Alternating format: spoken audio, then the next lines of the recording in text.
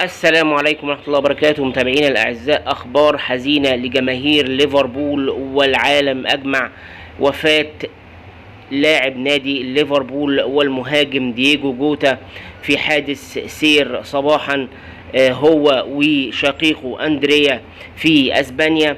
الخبر كان خبر صادم ومحزن لجماهير ليفربول.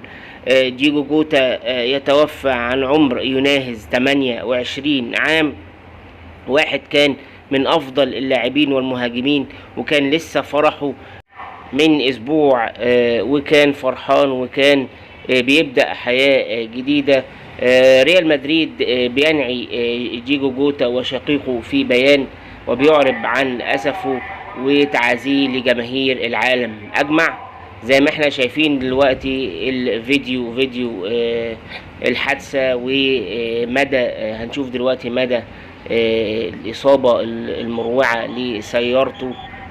تعالوا مع بعض نشوف الفيديو.